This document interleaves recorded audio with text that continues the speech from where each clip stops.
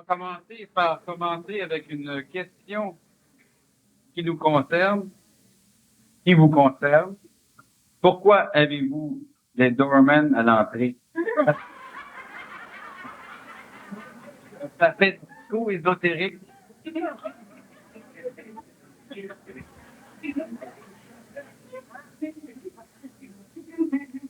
Les Dobermans sont dangereux? Ça fait discours ésotérique. Bon, premièrement, ça ne regarde pas, ça regarde l'administration du centre. Et ce qui est intéressant, ça dépend toujours où ce qu'on va. Moi, quand je vais dans des grands hôtels, il y a aussi des Dobermans à l'entrée. Et ça fait pourtant pas discours ésotérique, ça fait hôtel. Bon, ça dépend toujours des milieux qu'on fréquente, remarquez bien. Puis j'aime bien quand je vais quelque part être accueilli. Quand je vais au cinéma Berry, dernièrement, ils ont pu changer, il y a même des gants blancs. C'est bourré de personnes, mais au moins on cherche pas les salles.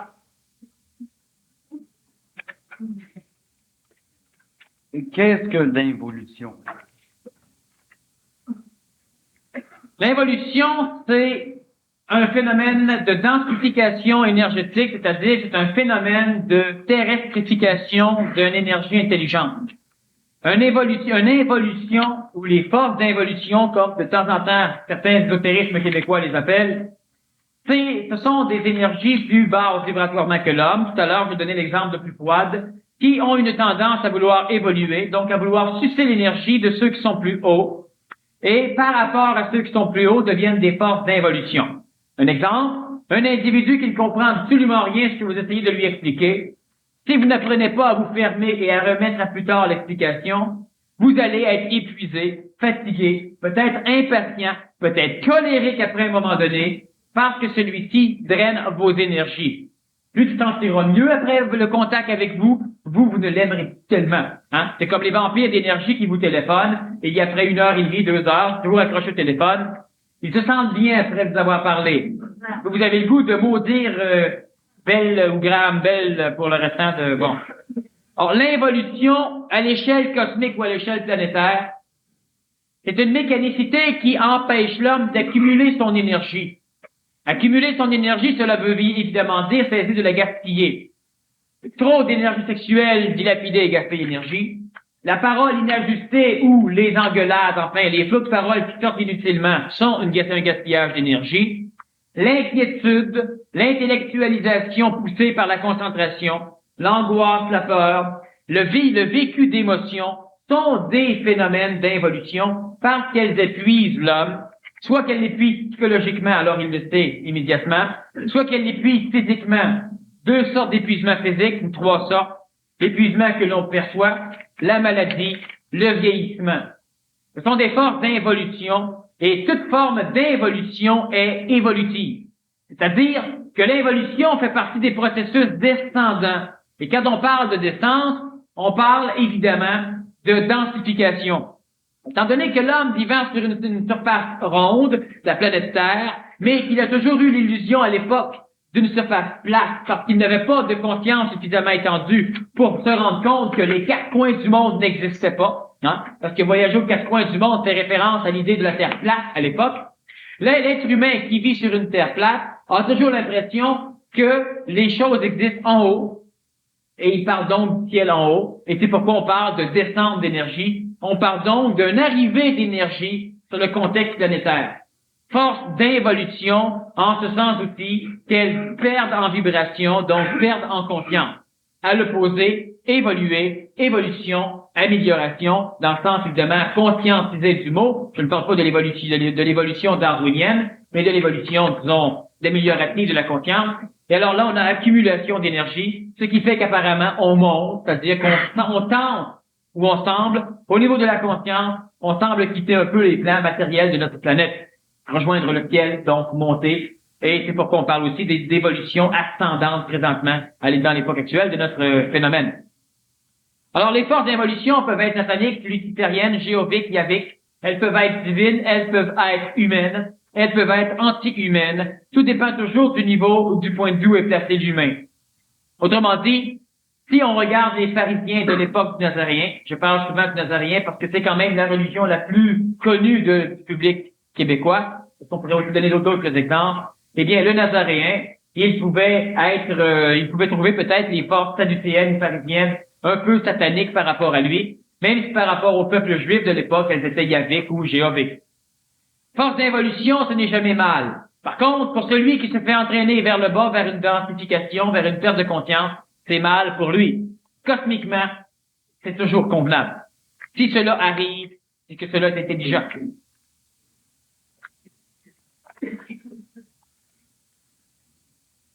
Quel nom appelles-tu le conscient et l'inconscient et le subconscient?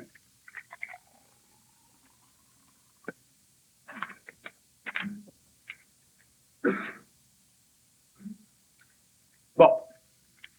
Le subconscient et le conscient, je leur ai donné un nom intéressant. Maintenant, il faut bien comprendre que lorsque je parle du subconscient, je parle du subconscient communément connu. Le subconscient est le conscient que l'être humain n'a pas à sa conscience. Donc, j'appelle cela aussi de la conscience. Et on peut aussi appeler cela de l'inconscient. Le conscient, c'est la même chose. Maintenant, on peut définir un peu subconscient si on veut parler d'un subconscient dans le sens que le subconscient manipule l'homme, que le subconscient a une puissance à développer, les pouvoirs de votre subconscient. Certains livres qui ont été écrits, les pouvoirs de votre esprit, alors que l'esprit n'a absolument rien à voir avec ça. Bon. Ce subconscient-là dans lequel peut-être peut vivre certains phénomènes psychologiques qui viennent perturber votre vie, de la psychologie. Souvent, on parlait de ce subconscient. On fait une régression dans le subconscient par l'hypnose, de façon à trouver. Quelqu'un est initié, là? Bon. Intéressant. Je croyais qu'elle restait plus, mais elles peuvent récidiver. Bon. Ce subconscient, si on veut parler des forces inconscientes qui ont une tendance à altérer la conscience de l'homme, en bien ou en mal, on peut parler de force astrale, et bien souvent, cette force subconsciente n'est pas inhérente à l'homme, elle est bien souvent collective, et je parle encore une fois du monde de la mort ou du plan astral, c'est-à-dire le monde de la conscience collective. Alors, si on a, par exemple, l'idée d'un subconscient particulier sur lequel on pourrait élaborer, il faudrait juste poser la question un peu plus claire, parce que la psychologie se perd à un moment donné dans l'inconscient, le subconscient, le superconscient, le conscient, etc. Et ça, c'est encore une fois simplement des choses qui sont conscientes dans l'homme, mais qui ne sont pas la conscience de l'homme. Les phénomènes qu'on doit aller rechercher par l'hypnose, il y a un gros danger d'aller fouiller dans le monde astral extra-anique de l'homme. Quand on parle de voyage astral, c'est un peu le même phénomène. On parle du monde de la mort, le monde de la mémoire. Alors, le subconscient qui manipule en gros l'homme, c'est partie des forces sataniques, c'est-à-dire des forces d'involution.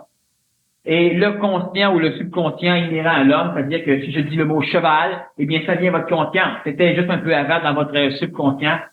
Le mot existe. Il y a différents paliers et évidemment, il faut s'entendre. Quand moi je parle de subconscient, je ne parle jamais du subconscient de toute façon. Je parle du monde astral, je parle de la conscience de l'homme ou je parle de l'inconscient. Mais quand je parle de conscience collective, certains préfèrent dire inconscience collective, mais c'est faux. L'inconscience collective, ça n'existe pas. La conscience collective existe et c'est à partir de celle-ci que l'homme veut fonctionner. Et il appelle cela être conscient, et c'est donc la conscience collective. L'inconscience collective, elle n'est pas dangereuse. Elle n'est pas là. La conscience collective telle sur laquelle on s'appuie pour faire des choses, elle est dangereuse. La culpabilité est-elle une habitude héréditaire dans le sens qu'elle est transmissible par tradition orale?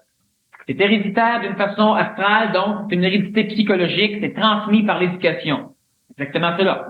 La culpabilité, elle est transmissible par l'éducation, mais l'homme, au fin fond de lui-même, s'il se pose des questions, il risque fortement d'avoir les mêmes réponses archétypales, les réponses du passé, et il risque de refaire naître la culpabilité. Les enfants nouveaux, la majorité sont nés depuis 1975, et il y a évidemment des adultes qui sont exceptionnels dans ce sens. Ceux-là ne pourront pas faire naître la culpabilité si on ne la leur donne pas.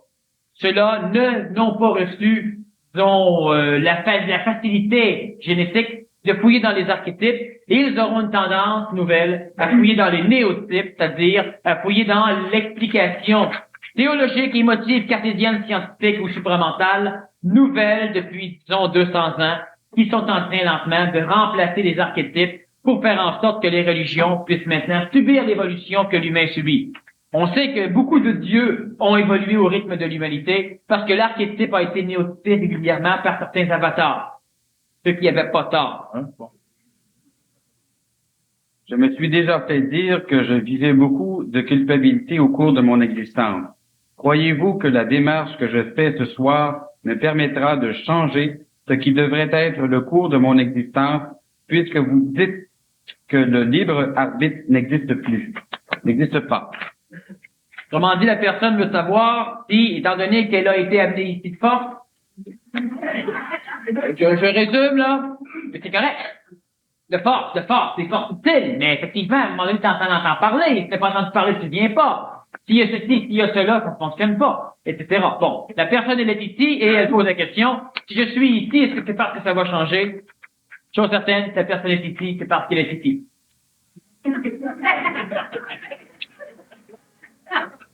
Est-ce que la culpabilité qu'on a d'une action définit le karma qu'on aura en retour? Je fais un petit retour sur la question. Dans la question, il y a la réponse. Alors, je ne suis pas pour la donner. Est-ce que la culpabilité qu'on a d'une action définit le karma qu'on aura en retour? 90 à 95% du karma que vit l'être humain est un karma relatif. C'est le karma qui s'impose à lui-même et il porte le nom magistral de culpabilité. Il y a quelques petits karmas. Un karma, qu'est-ce que c'est? C'est une loi de retour. C'est-à-dire que c'est une loi d'action-réaction, ça prouve le phénomène écologique et le non-libre arbitre. Vous marchez dans un chantier de construction avec des rinchous, des courses, et vous mettez le pied sur un clou, vous aurez un karma de clou. C'est ça, le karma.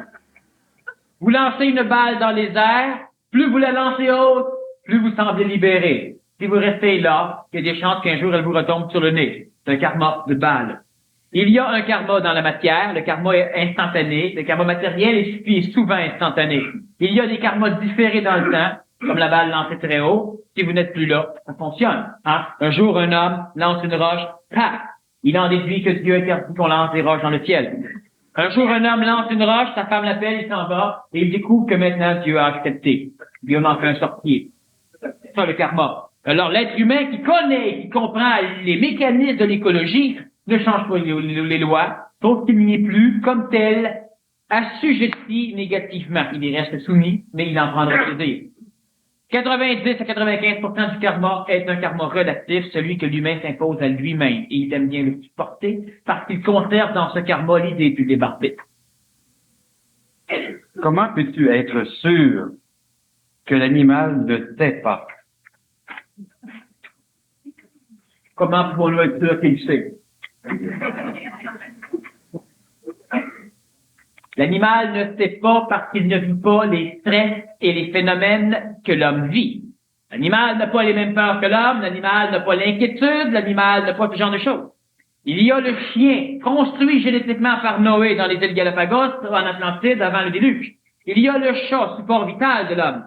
Il y a certains animaux qui, au contact de l'homme, finissent par être colorés par les mémoires émotives de l'homme, par l'âme de l'homme. Ils ne se posent pas de questions, mais ils finissent par subir la programmation. Le chat va commencer à s'ennuyer, alors qu'elle est un natif, il ne le fera pas. Le chien peut commencer à s'ennuyer, mais ce n'est pas une inquiétude. Le chien a besoin d'une nourriture émotive, d'une nourriture vitale, d'une nourriture énergétique. Mais les animaux ne vivent pas les stress humains, ils ne vivent pas les décadences humaines, les animaux ne se suicident pas. Certains animaux vont vivre une autodestruction, mais ce n'est pas un suicide dans le sens que nous voyons. L'animal n'hésite pas. Prenons l'exemple du quetzal. Le quetzal est un animal sacré des Mayas. On en retrouve quelques oiseaux à Coban et à Copan, au Honduras ou au Guatemala. Et ces animaux-là, il n'y en a pas dans les zoos, parce que lorsqu'il est en cage, en dedans de 24 heures, il se suicide. La guêpe, l'abeille va faire un peu la même chose. Mais ces animaux n'hésitent pas. C'est une programmation instinctive, génétique, mécanique. Ils n'hésitent pas.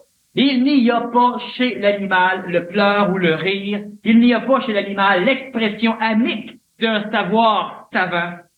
L'animal ne sait pas qu'il sait. La preuve, il n'a pas les souffrances de l'homme. L'homme, sachant qu'il sait, il est dans un mot de problème, parce que plus on voit clair, plus on souffre, parce que plus on voit clair, plus on veut voir plus clair, puis on n'est pas suffisamment patient. Il sait que l'animal ne sait pas. Pourquoi le frère André a été disséqué à sa mort et exposé à l'oratoire? Quelle est l'intelligence de cela?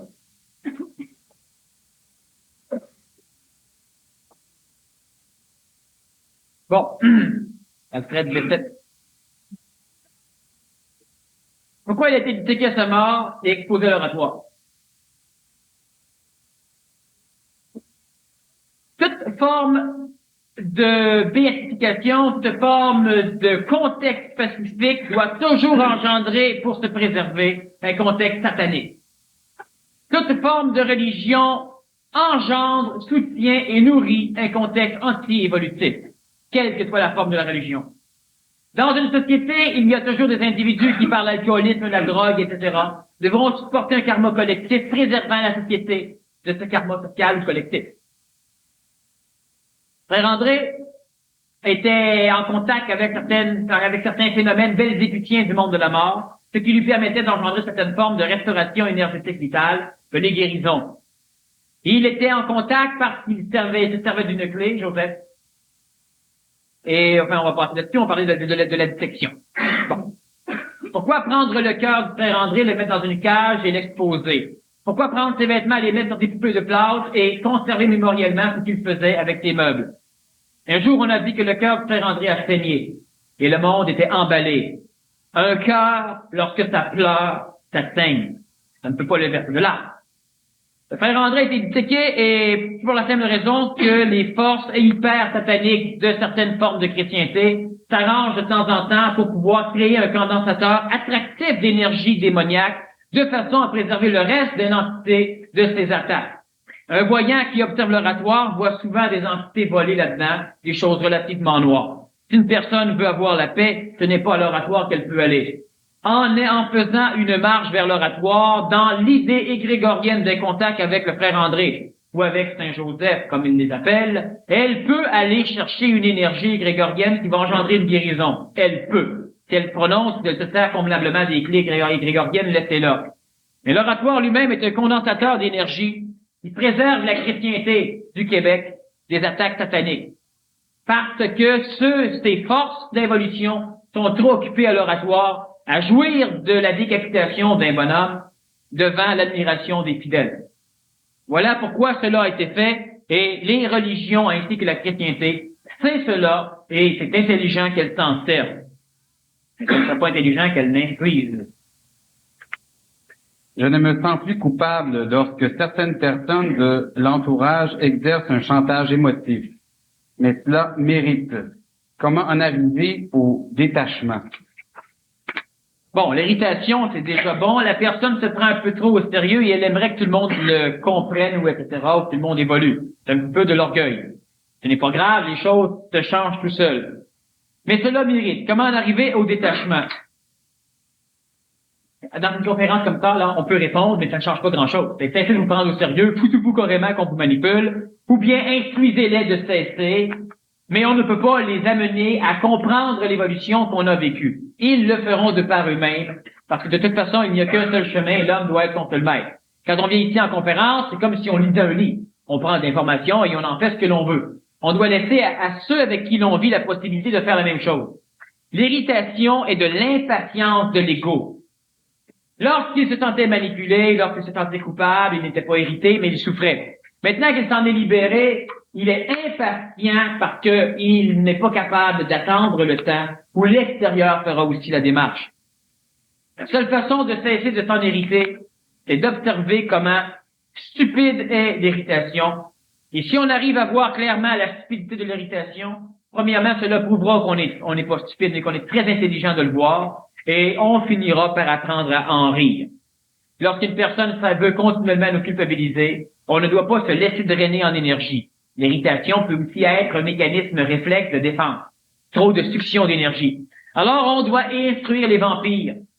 Ceux qui nous tuent, c'est ceux qui nous têtent, ceux qui nous tuent, de cesser de nous culpabiliser. De quelle façon on doit le faire? Jamais en les culpabilisant.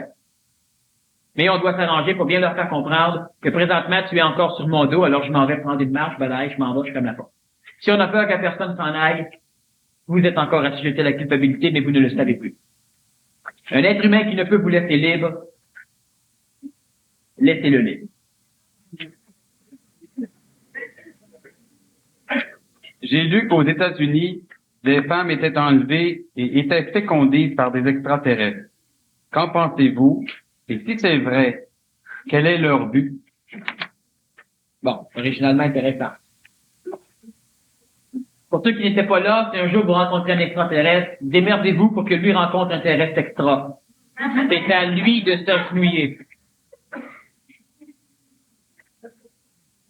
Bon, dans l'évolution de cette création qui est divisée en plusieurs fractions, c'est-à-dire que selon la densification énergétique, on a des énergies appelées divines, qui sont inter-super-univers. On a des énergies appelées bouddhiques, qui n'ont rien à voir avec Bouddha, mais on les appelle comme ça, qui sont des énergies interuniverselles dans les super-univers. On a les énergies supramentales, qui sont des énergies universelles entre les galaxies. On a des énergies mentales, qui sont des énergies entre les systèmes solaires dans les galaxies. On a de l'énergie astrale, qui est une énergie entre les planètes dans un système solaire. On a de l'énergie vitale qui engendre la révélation matérielle et la matière révélée par l'énergie vitale. Plus l'énergie est exprimée dans le temps et dans l'espace, plus elle se densifie. Il y a des hiérarchies cosmiques. À mon sens, ce sont des hiérarchies comiques. Mais l'être humain y est assujetti, et l'être humain les prie, les adore souvent, et l'être humain veut leur contact pour pouvoir se remettre entre leurs mains. L'homme ne doit jamais se mettre entre les mains de hiérarchie. Il peut s'en servir jusqu'au jour où il devra être la source hiérarchique qui dominera la hiérarchie. La servante sert l'enfant du roi.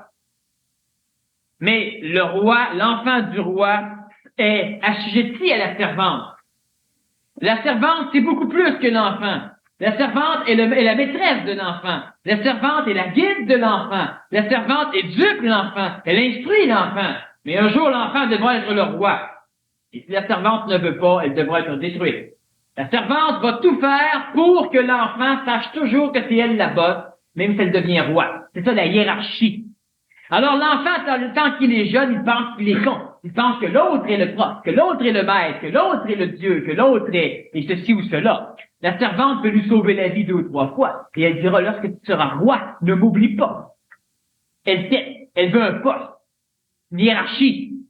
Mais lorsque le roi découvre qu'il est roi, il doit cesser de jouer. Il doit comprendre le rôle de la servante, la respecter en tant que ce qu'elle est, mais il doit se respecter en tant que ce qu'il est.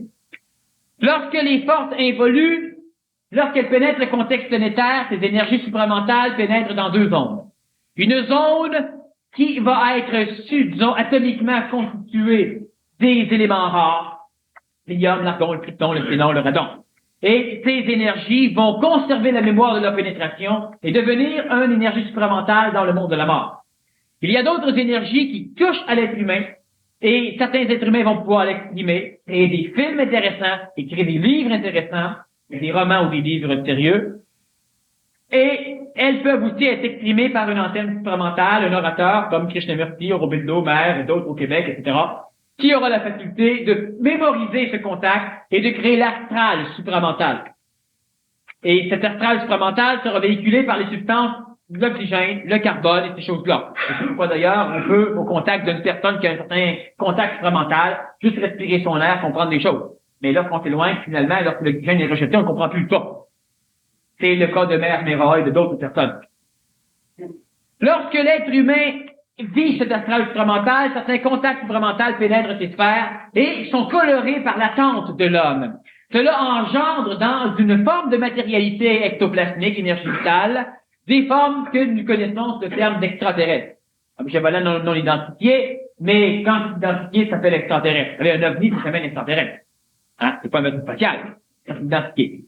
L'extraterrestre existe et il provient d'une hiérarchie descendante qui essaie de s'allier le corps de l'homme de façon à ne pas devenir quelque chose de très bas qui devra réévoluer, mais de façon à s'allier à l'homme, de façon à cesser son évolution. Et en même temps, elle veut s'allier à l'homme en étant le maître de l'homme, le maître inconditionnel de l'homme, une hiérarchie salvatrice. Lorsque certains phénomènes extraterrestres, et ce n'est pas juste aux États-Unis que cela se fait au Canada aussi, dans quelques régions planétaires, nord planétaires, lorsque ceux-ci ont la faculté de kidnapper, c'est-à-dire d'enlever des biologies planétaires, en l'occurrence des femmes, elles ont aussi la faculté génétique d'engendrer chez elles une mutation ovulaire qui sera reconnue comme une fécondation. Donc, fécondée par l'esprit, fécondée de toute façon. Et elles sont replacées sur le sol planétaire, elles auront des enfants. Ces enfants seront génétiquement plus facilement manipulables par ces phénomènes extraterrestres. Donc, ces phénomènes extraterrestres ont une tendance fallacieuse à essayer de de posséder des humains par la génétique de façon à pouvoir les posséder un jour par le contact avec l'esprit. Cela va engendrer des enfants nouveaux qui peut-être pourront s'en remettre, et on a déjà des organisations planétaires qui s'en remettent totalement aux forces extraterrestres et qui sont prêtes à remettre leur corps dans une réincarnation outre-planétaire pour ces extraterrestres. Cela équivaut à, enfin, une chose qui doit se faire pour l'instant, mais ce n'est pas une solution planétaire. Les extraterrestres devront attendre que l'homme fonctionne. J'ai déjà expliqué que lorsque l'on trouvait des extraterrestres, enfin les photos qu'on voyait, les forces armées en ont déjà rencontré, c'était toujours des êtres humains avec des grosses mains, des gros yeux, enfin tout à fait débiles, qui ne pouvaient pas avoir construit les vaisseaux dans lesquels ils étaient venus. Et c'est normal parce que lorsqu'un extraterrestre reste sur le plan de la planète, il vit une densification évolutive très rapide parce qu'il n'a pas l'évolution de l'homme, il lui permet à l'homme de rester tel qu'il est avec sa conscience dans ce mécanisme terrestre-pied, et l'extraterrestre se débilite rapidement jusqu'à devenir, de la base, d'un crapaud, enfin, ce que vous voudrez. Alors l'extraterrestre kidnappe quelqu'un et l'extraterrestre ne reste jamais longtemps sur la planète. Les contacts que nous avons avec eux sont très limités dans le temps. Parce qu'ils se densifient, ils doivent repartir, se réénergiser. Ils amènent certains êtres humains, les fécondent, les amènent ici, pour essayer un jour de pouvoir posséder ces corps de façon à ne pas avoir à descendre. La solution cosmique de l'homme. La solution de l'homme cosmos. Ce sont des choses qui arrivent.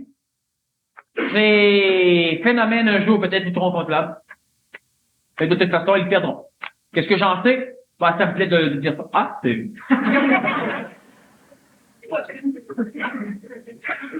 L'homme a une fonction sur la planète, est de rétablir l'équilibre entre le bloc de glace et la flamme. La fonction de l'homme cosmiquement est de détruire et la flamme et le bloc de glace. Là, il y aura un équilibre réel et stable. Le rôle de l'homme est de bloquer l'évolution expansive de l'univers. J'en ai déjà parlé dans une conférence sur l'intelligence de la souffrance, sur le rôle cosmique de l'homme, et de toute façon, on va y revenir.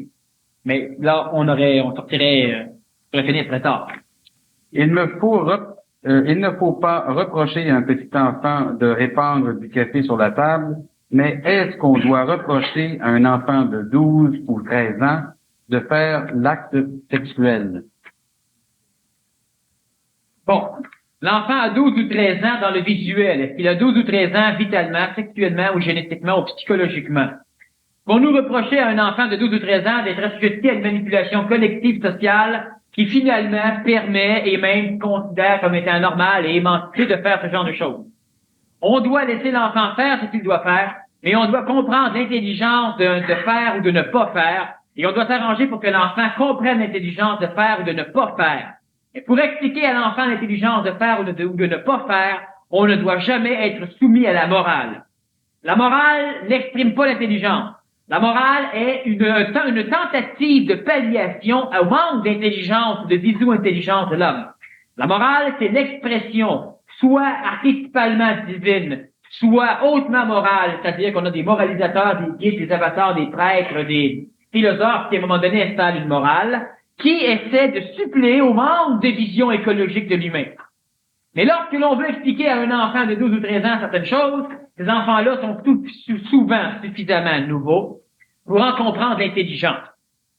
Moi, j'ai expliqué à un moment donné à ma fille, qui avait 13 ans justement, les dangers des maladies transmises sexuellement.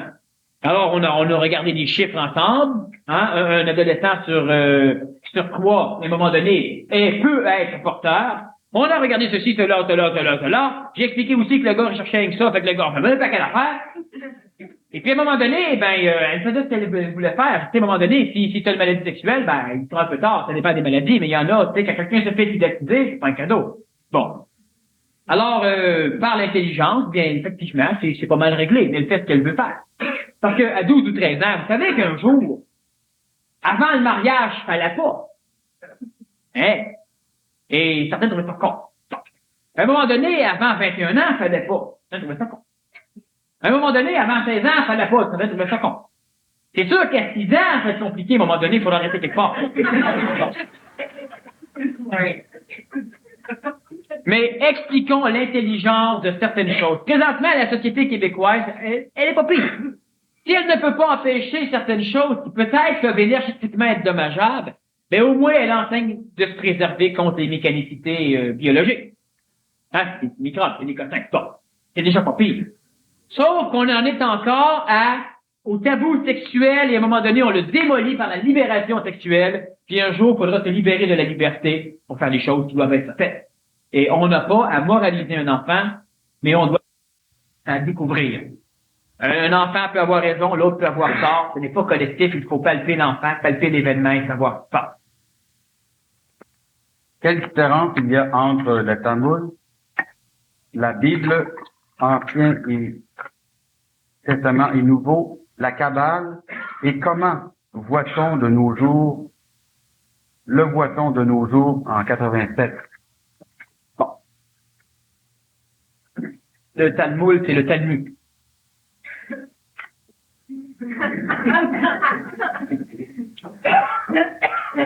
Un livre juif traditionnel, sacré, qui provient des premiers patriarches. La Bible, l'Ancien et Nouveau Testament. Donc, on a l'Ancien Testament qui provient aussi de certains patriarches, mais cela a été écrit, c'est l'histoire racontée plutôt que la loi classée dans la matière. Le Nouveau Testament, qui change, donc qui différencie un peu la Bible de protestants ou de d'autres personnages. Le Nouveau Testament, l'accréditation comme fils de Dieu du passage d'un avatar du Nazaréen, parce qu'il est en contact avec l'intelligence supplémentaire, l'énergie critique. La Kabbale, c'est la mathématique qui nous permet de calculer Dieu, c'est-à-dire que la Kabbale est une mathématique neurologique, jouer, comme je dis jouer, faut s'entendre, mais c'est jongler, réfléchir, travailler avec certaines lois de l'onde de forme qui permettent l'invention ou l'amener dans la matière ou dans la psychologie de l'homme de phénomènes comme la gématria, c'est-à-dire la numérologie des lettres, des noms, et de plusieurs autres choses de ce genre. La Kabbale permet mathématiquement d'arriver à comprendre un peu plus le phénomène émotif ou théologique. La Bible est l'expression historique et émotivement historique des phénomènes archétypaux entre l'homme et les forces qui ont engendré la terrestrification de l'homme. Le Talmud va être un support beaucoup plus légal ou légiférateur sur ce que doit faire l'homme, et il provient d'une branche relativement vieille, parallèle à l'Ancien Testament. Et comment les voit-on de nos jours? Ça dépend évidemment de chaque personne. Hein? Je ne peux pas expliquer comment chaque personne les voit. Bon. Le Talmud est à peu près plus appliqué, sauf dans certains contingents juifs. La Bible, elle sert à toutes les sauces dans presque toutes les sectes. La Kabbale, elle est beaucoup plus ésotérique. Elle n'est pas nécessairement plus utile, ça dépend de ce que l'on en fait. Chose certaine, c'est qu'un jour naîtra une religion mentale qui couvrira la planète. Une religion mentale qui permettra à l'homme de se libérer de la religion lorsqu'il sera prêt. Tandis que les religions émotives, présentement, permettent tout à l'homme sauf de se libérer d'elles, car elles sont nourries par l'homme. Comment nous voyons aujourd'hui ces livres sacrés? De plus en plus, l'homme qui transite vers l'homme nouveau, quelle que soit son obédience théologique, accepte et conçoit l'autorité de d'autres livres. Ce n'est pas la religion qui fait l'homme, c'est l'homme qui fait la religion. La religion n'a jamais l'importance de l'homme. Les lois ne sont faites que pour préserver l'homme pendant que l'homme a des œillères. Mais l'homme ne vient pas au monde pour les lois. Les lois doivent servir l'homme et ne doivent jamais asservir l'homme. Le problème, c'est que la loi est traditionnelle. Et si la loi ne doit pas asservir l'homme, l'homme se laisse facilement servir par la tradition de la loi. Néotyper, c'est amener les choses neuves. La Bible, génial. Talmud, je n'ai rien contre, génial. La Bhagavad Gita, le livre, le Bhagavatam, le livre des morts tibétains, et on peut en citer des livres sacrés. Ils sont là pour confirmer à l'homme que l'homme est son seul maître. Découvre, viens voir, tu as raison. Essaye d'apprendre, tu risques d'interpréter, de ne pas comprendre. Découvre, viens voir, tu as raison. Est-ce que d'autres livres sacrés viendront? Ils ne sont pas nécessaires. Le dernier grand livre sacré sera sans doute la Cosmogonie d'Urantia, qui est encore une fois un livre à ne pas lire. Il est là simplement pour placer dans la matière et dans l'astral certaines formes. Pas besoin de le lire. Et un jour, l'homme sera de par lui-même. Et ça non plus n'a pas besoin de le lire. On agit toujours pour bien faire. Mais que penser d'un violeur ou d'un tueur? Le violeur et le peur agit pour bien faire, demandez-lui. Et vous verrez. Le violeur Ce n'est pas quelqu'un qui est impuissant, qui n'a pas de désir sexuel, et qui décide de vérité. Il est manipulé par un paquet de problèmes qui proviennent de la manipulation collective, parce que la manipulation collective, quand vous voyez une belle fleur, vous tripez dedans. Mais quand le gars voit des grosses fesses, il tripe dedans. Hein? Chacun a sa programmation, mais les deux sont autant coupables. Et si en plus on instruit la fille de se promener de façon à être sexée, mais quand un gars peut plus y résister, parce que la manipulation dans sa psychologie, c'est facile de dire à quelqu'un, ah oui, mais Christine, martine-toi. Oui, c'est. Quand vous pleurez à la mort de quelqu'un, on a qu'à vous le dire, oh non, tiens-toi. Facile à dire, hein? Oui, c'est pas facile à faire. Alors, la personne qui gueule, c'est la même chose. Moi, j'ai rencontré un gars dans un pénitencier, et parce que de temps en temps, je rencontre des détenus. Et il se faisait dire continuellement par quelqu'un d'autre que l'autre était pour le tuer. Il n'en dormait plus, ça le hantait. Il trouvait une raison, une solution intelligente. Si je le tue avant, il me tuera pas. C'est logique. Est-ce que le gars, c'est un criminel? Non. Il n'est pas un danger social. Un jour, un bonhomme est allé tuer un détenu qui passait en cours. Lui, avait violé et tué sa fille. Alors, le père est arrivé et il l'a tué. À la sortie de prison, plutôt. Est-ce qu'il est un criminel? Ben, il l'a tué. Il n'est pas un criminel. Il est un pauvre type. Et il ne recommencera plus. La fille est morte, le gars est mort, il y a plus de problème. Bon. Et il ne recommencera pas. Le violeur accomplit une chose qu'il n'a pas le choix d'accomplir. Il permet à la société de payer un karma social. On veut bénéficier des bienfaits d'une société. Certains devront payer et pour donc bénéficier des malfaits de la société. Pourquoi moi? Parce qu'il faut quelqu'un. Simple. Il n'y a pas d'innocent, cela fonctionne comme cela. C'est une écologie. L'individu a de l'importance cosmiquement lorsqu'il devient consciemment individuel. J'appelle l'homme hautement transitif au nouveau, ou la femme ou l'enfant. Sinon, c'est la collectivité qui a de l'importance aux yeux du cosmos. Vous mourrez, vous reviendrez bien. Ça crée de l'expérience, ça paye un karma, il n'y a pas de problème. Imaginez-vous. Prenons même l'exemple de l'Église catholique. La réincarnation, on n'y croit pas trop. Mais lorsqu'on demande à un moment donné à un bonhomme de monter sur une montagne, d'expliquer ses enfants à Dieu, faut bien croire que l'individu à l'époque n'avait pas d'importance cosmique. C'est des enfants, on t'en faire d'autres enfants. Et c'est la même chose. Sauf que lorsque l'être humain a une autorité mentale au niveau des mondes de la mort, lorsque l'être humain devient individuel dans sa conscience, les balles perdues ne le touchent plus. Ce n'est pas lui qui devra payer le karma, parce que maintenant, il est un individu qui a une certaine forme de puissance, il a une utilité au niveau de l'évolution. On va laisser à la masse, aux troupeaux, hein, aux brebis, le soin d'attraper les balles perdues. Le violeur, le voleur est manipulé. Il ne fait pas le mal, il ne fait pas ce qu'il fait. La personne qui se fait attaquer ou voler, c'était l'entraîner à résister. C'était l'organiser pour ne pas se faire attaquer. Elle n'avait pas le choix, donc elle va supporter un karma collectif. C'est la même chose. L'individu qui est sain sexuellement, qui a un partenaire et qui attrape le sida, mais l'autre partenaire allait affouiller ailleurs. Elle paye pour. Dieu la punit-elle? Ben voyons donc. L'autre est porteur, pas malade, et elle est porteur et malade, elle n'a rien fait de mauvais. Non, ou l'enfant qui vient au monde porteur du sida parce que sa mère l'avait. Paiement de karma collectif, et tout cela est ni bien ni mal, cela est. Le gars qui fait le mal ne fait pas le mal. Par contre, moi, je n'ai rien contre de prendre un violeur ou un voleur, de le mettre dans un institut pour l'éduquer. C'est une prison présentement. Remarquez bien que la prison, c'est pas un institut, c'est une oubliette. Une oubliette avec une vision couleur, une oubliette. Bon. Alors, je ne laisse pas l'individu fonctionner inécologiquement, mais je ne peux pas le rendre coupable, je ne peux pas le pendre. Par contre, bien. Par contre, il doit être initié. Voilà. Tu as dit l'homme doit sauver. Sauver quoi? Qui? Quel est notre but sur Terre? Si nous n'avons pas le libre arbitre, je suppose, pourquoi faire de PMP? C'est comme respirer. Je sais pas le libre arbitre, pourquoi respirer? Essaye de respirer, puis essaye de pas respirer, puis tu auras une nuance entre l'un et l'autre. Certaines personnes font le PNC parce que c'est pour eux, d'autres ne le font pas parce que ce n'est pas pour eux. Et quelqu'un qui ne le fait pas, ce n'est pas qu'il est con ou pas prêt nécessairement. Celui qui le fait, ce n'est pas qu'il est plus évolué. Ça n'a rien à voir. Certains vont arriver à entrer en contact avec leur propre esprit en étant médecin, en étant éboueur, en vivant. D'autres auront besoin d'une technique plus orchestrée qui les amènera là, dans leur temps. Le libre arbitre, non. Tu le fais, tu n'as pas le choix. Tu ne le fais pas, tu n'as pas le choix. Et lorsque je dis ça à l'humain, évidemment, c'est compliqué. Hein? J'ai pas le choix, j'ai pas le choix. Ben oui, c'est quand même moi qui ai choisi. Mais non, c'est ce que je choisi. Non. Est-ce que tu as choisi de détester les Noirs? Ben oui, tu sais, je veux dire, j'ai bien vu comment un nègre, ça marchait, pis c'est con. Bon. Ouais. T'as pas choisi, mon ami. C'est non, on t'a instruit. Tu as une conscience sociale blanche, et lorsque tu vois une autre conscience sociale dedans, ben nécessairement, tu peux pas être le fautif parce que c'est lui. Hein? T'as pas choisi. C'est de l'orgueil. Bon. Le noir, il est ce qu'il est, et c'est la conscience neuronique qui détermine la race. Mais c'est jamais le phénomène systémique. Alors, l'être humain, il choisit.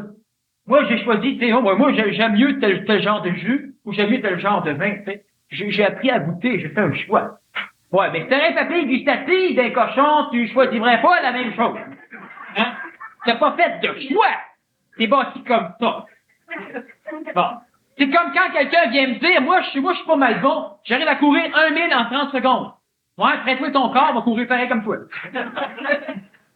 Mais franchement.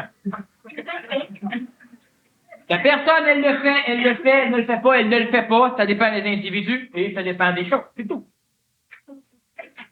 La chiromancie rejoint-elle l'homme en transition ou est-elle, comme la numérologie, dépassée? La chirologie ou la chiromancie, c'est-à-dire la lecture des lignes de la main, est toujours dépassée. Dans le plan mental, ça change à une vitesse très intéressante. Dans le plan psychologique, c'est très rapide, mais c'est plus lent que dans le plan mental. Dans le plan vital, ça commence à être lent, c'est plus lent. Dans le plan physique, c'est très lent. Alors, la personne est là, le corps physique d'un casse-gueule, d'un dogman. Bon. Elle est douce, pédagogue, a des grosses mains, bon. Ouais. Elle a déjà été cela, possiblement. Elle a changé. Mais avant que le corps change, c'est long. Alors, je lis les lignes de la main d'une personne et je peux lui dire ceci, cela ou cela. Mais moi, j'ai plus ça. Ah oui. Ah, vous pensez que... Mais non. Mentalement, ça change. Psychologiquement, ça change. Avant que ça induise une transformation dans le corps vital qui conserve la mémoire du corps physique pour engendrer la mutation dans le corps physique, fiez-vous plus à votre graphologie. Fiez-vous plus à votre caractérologie. Fiez-vous plus à la chiromancie. Parce que vous allez savoir ce que vous avez été, mais rarement ce que vous êtes. Alors, on laisse les choses aller. C'est exactement une personne qui, psychologiquement, se rend malade, ça peut prendre 10 ou 15 ans avant que le corps physique ait été suffisamment altéré par traitement d'énergie vitale, la maladie apparaît. Elle veut se guérir, ça peut prendre aussi 10-15 ans, parce que si elle a changé sa psychologie, il faut maintenant laisser le temps au corps de changer. C'est comme celui qui a une idée géniale, lance en affaires, ça marche pas. L'idée l'a eu mentalement, c'est rapide. Il a émotivisé, ça a pris un mois ou deux à se taper. C'est rapide. Avant que le temps matériel soit prêt, il faut que l'être humain apprenne à être patient. L'alcoolique est-il coupable ou responsable d'ennuyer les autres? Demandez à un alcoolique s'il ennuie les autres lorsqu'il est en état d'ébriété. Je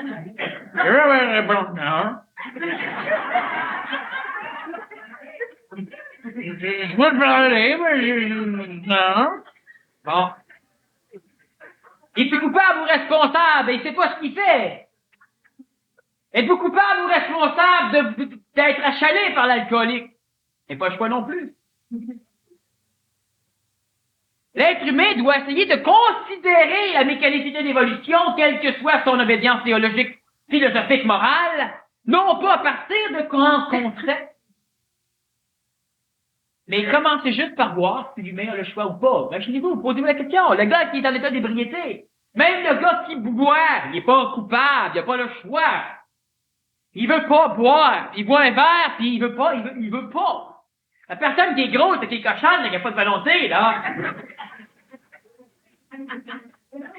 Elle n'a pas le choix.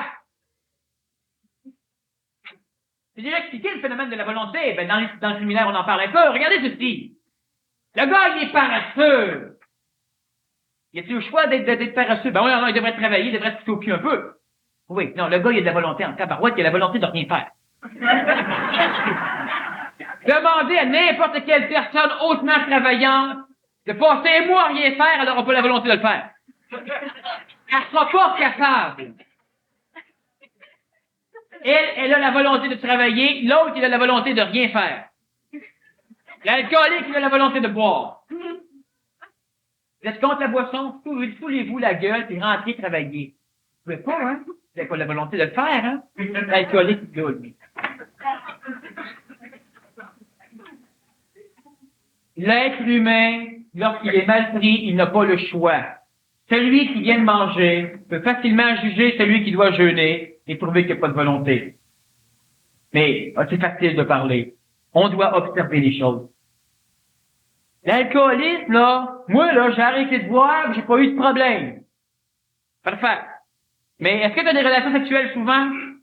Non, non, moyen. Ouais. Combien de fois par jour? Est-ce que tu manges beaucoup? Est-ce que tu es colérique? T'as un tendon d'Achille. Comme l'alcoolique. T'en as peut-être plus qu'un. Alors, quand tu l'as retrouvé, là, ben, étudie ta volonté à le régler. Pour comprendre l'autre. Avant de juger l'autre. Oui, mais moi, dans mon cas, ta génétique te permettait d'abandonner l'alcool. Ta programmation amique aussi, pas lui. Fait que trouve ton talon d'Achille, puis on verra comment tu t'en libères. Après ça, on parlera de l'autre. Mais c'est ça. Bon, ben moi, j'ai arrêté de fumer, moi, j'ai pas eu de problème. C'est normal. Parce que les protéines qui viennent boucher les trous entre tes neurones, que la nicotine détruit, du moment que tu as arrêté de fumer, ton corps a recommencé à les sécréter. Mais celui qui cesse de fumer et les protéines ne sont pas remplacées, la nicotine vient boucher ces trous-là. Tu fumes plus de nicotine, plus de protéines, les neurones s'écrasent légèrement sur elles-mêmes, donnant un stress du fumeur, de la recherche, manque de sécurité, manque de ceci, manque de cela. Alors, celui que les protéines reviennent, ben, demain, il n'y a pas de problème. Ta génétique le permet. Trouvez votre talon d'Achille, puis après ça, regardez le voisin, vous allez comprendre comment il est mal pris. Et si vous arrivez à vous en séparer, vous êtes un maître. Et vous devez être un maître que pour vous-même. Laissez l'autre. Si chaque conscience vit sur une terre différente, a-t-elle aussi un astral différent? Ou l'astral est-il collectif? Très, très intéressant. L'astral est collectif. Sommes-nous les prothèses de l'esprit? Nous sommes l'esprit transformé en support matériel. Nous sommes l'esprit transformé en prothèse. Et évidemment, la prothèse, elle doit oublier qu'elle est l'esprit, parce qu'il n'y a pas de mot de prothèse qui va vouloir être prothèse si elle sait qu'elle est l'esprit. Hein? Évidemment. Et c'est pourquoi l'être humain oublie, mais l'être humain est de plus en plus en train de comprendre ce qu'il est. Et lorsqu'il aura bien compris, même matérialisé, terrestrifié, densifié, il restera que là. Certains vont poser la question, oui, mais pourquoi l'esprit n'est pas un corps comme nous autres, là, pour conscient, on en finit? Ce qui arrive, c'est que lorsque l'esprit s'approche d'un contexte densifié, elle devient, elle aussi, absurde. Un individu comprend à peine les choses, puis lorsque l'esprit vient le toucher, l'esprit comprend pas plus que lui. Elle doit se mettre à son niveau.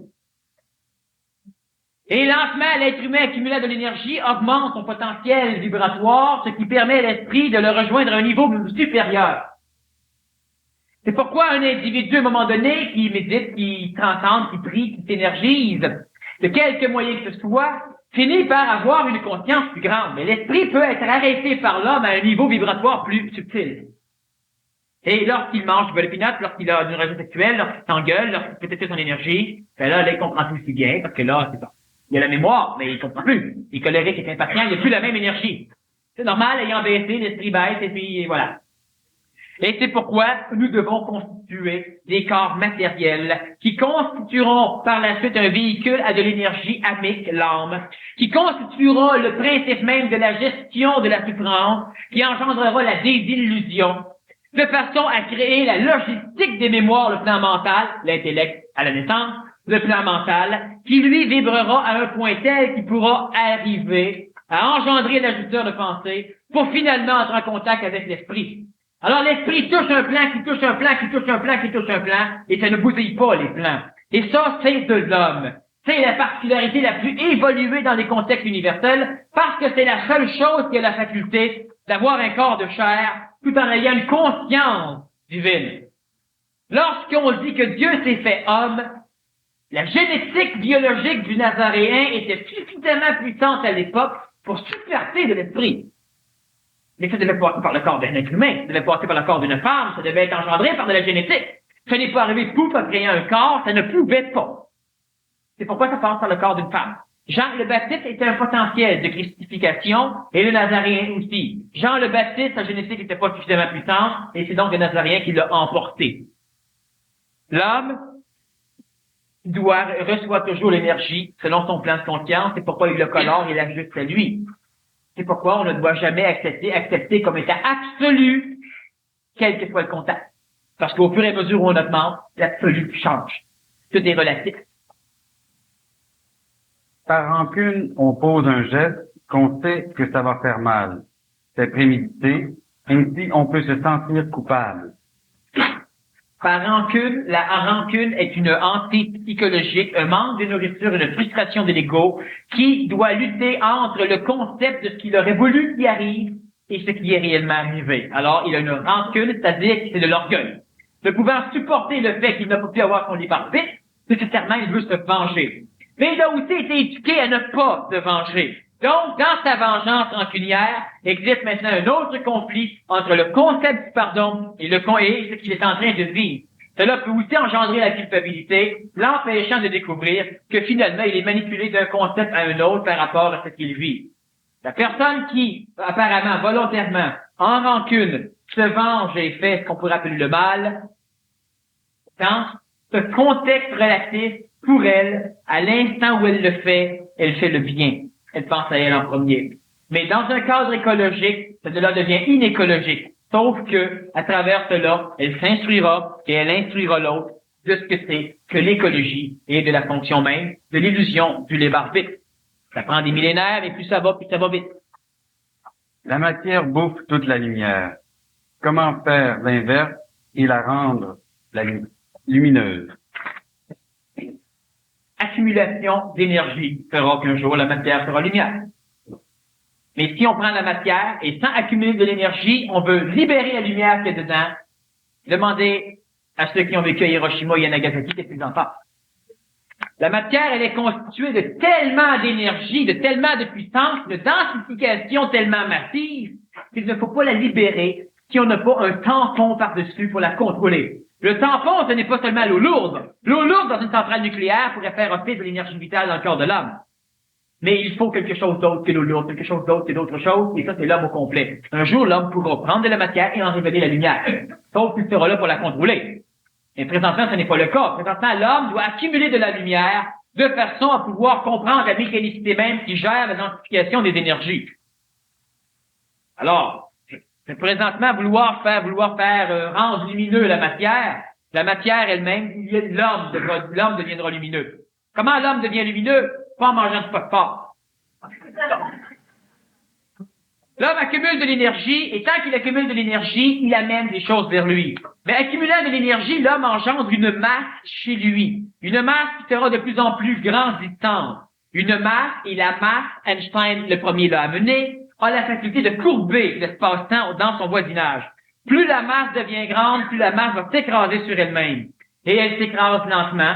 C'est ce qu'on appelle l'anégoïsation au niveau du PMC. Elle s'écrase lentement. On accumule de l'énergie. S'écrasant et étant suppléée dans son volume par l'énergie accumulée, ça ne paraît pas trop.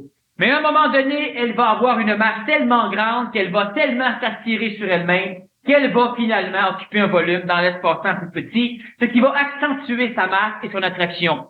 À un moment donné, l'écrasement va faire exactement comme les soleils. Elle ne sera plus que réflective d'un contact supramental, mais elle commencera à rayonner. Et c'est pourquoi ceux qui finalement finissent par rayonner ont un aura un peu plus visible. Et c'est ce qu'on voit aussi lorsqu'on regarde des icônes là, du Nazaréen, ou etc., où on voit une espèce de halo. Cela rayonne. Et là, l'être humain devient une matière luminescente. Le travail n'est pas fini, mais c'est ce qui arrive. Depuis que dans les nouvelles, on parle de la couche d'ozone qui perce à cause des produits chimiques, il me sent un peu coupable d'employer du spray net. Le produit peut-il percer mon aura? L'ozone est-elle l'aura de la Terre? Bon. L'ozone, c'est une molécule de 3 atomes d'oxygène, O3. Elle a la faculté, justement, de filtrer les rayons ultraviolets et de filtrer certains autres phénomènes. Présentement, la couche d'ozone est légèrement éliminée, détruite, parce que l'énergie supramentale se voit réfléchie par la couche d'ozone. Alors, nécessairement, cette mécanicité écologique évolutive est engendrée par l'homme, que l'homme ne sait pas ce qu'il fait, mais il le fait bien. Et évidemment, par les deux pôles, l'ozone est légèrement démoli et l'énergie peut l'être un peu plus grandement. Le spray net, en passant, c'est jamais net. Bon. OK? Bon. Alors, utiliser des produits chimiques pour transformer la personnalité de l'ego, cela peut être une béquille intéressante et utile pendant un laps de temps. Chose certaine, c'est que lorsque l'on sait que cela écologiquement détruit les choses, lorsqu'on en voit suffisamment l'intelligence, on cesse de les utiliser. Mais se sentir coupable est une absurdité. Ne vous sentez pas coupable. Utilisez ou n'utilisez pas. Et branchez-vous. Si j'en utilise, ça détruit l'ozone. Soit. Alors, vous pouvez vous dire, bon, avec ce que Kem a dit, plus j'en mets, plus l'énergie supramentale rentre. D'accord? L'initiation solaire, c'est ça. Les ultraviolets rentrent en même temps, puis le corps physique n'est pas encore capable de supporter un contact initiatique solaire. Il va brûler. Hein? Cancer de peau, soleil, etc. Mais faites-vous-en pas, l'ozone sera suffisamment restitué, et l'humain va vivre l'évolution darwinienne adaptative. Et puis, bon, les choses sont pas si pires que ça. Sauf que moi, personnellement, je sais cela, ayant une conscience écologique, je ne l'utilise pas. Alors, on va dire, oui, mais tu vas contre la descente supramentale. Non, il y a suffisamment d'humains qui ne savent pas qu'ils l'utilisent. Alors, moi, je ne suis pas parti de ces choses-là viennent. Je fais ce qui doit être fait. Et chaque humain doit faire ce qui doit être fait. Ne vous sentez pas coupable. Moi, je mange de la gomme, puis il me semble que mange-en ou mange-en pas. Mais cesse de culpabiliser. C'est tranché. Essayez de vous culpabiliser. Libérez-vous de ça. Je fume, puis je sais que c'est pas bon. Ça dépend. Si tu fumes, ça te terrestrifie, c'est bon. Ça t'empêche de décoller, garder les pieds à terre, fume. Oui, mais ça pollue. Mieux vaut que tu pollues temporairement que tu pollues psychologiquement tout ton entourage. Bon, fume. Je peux arrêter. Pourquoi? Ben, il paraît que, concept. Quand tu veux arrêter, c'est facile, c'est le temps d'arrêter. Sinon, c'est pas le temps. Culpabilise-toi pas, essaye de temps en temps. Moi, mais quand j'essaye, les autres finissent par rire de moi. Laisse rire, ils collectent.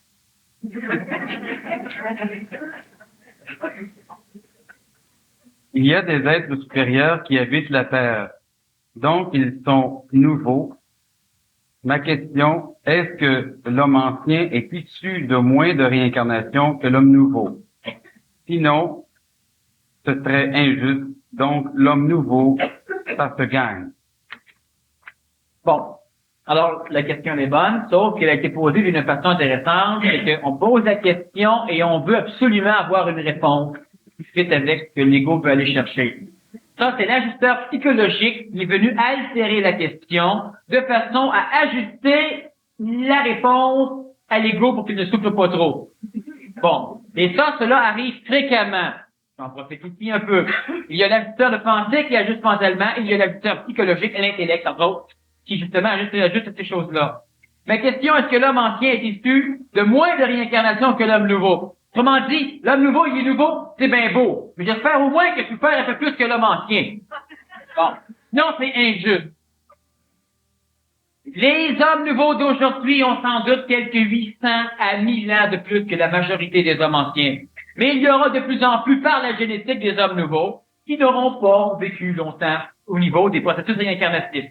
Non, ce serait injuste? Non. Parce que si moi, j'ai dû souffrir plus que la majorité de l'humanité, je trouve tout à fait intelligent que les autres ne souffrent pas ce que j'ai souffert. Tout ça logique. Pas question de justesse ou d'injustice. Il est question d'intelligence. C'est beaucoup plus. La semaine prochaine, je crois que c'est un rapport à l'ajusteur de pensée. En tout cas, amusez-vous. Le contact. C'est ça. Prenez ça. Cool. Merci beaucoup, Daniel.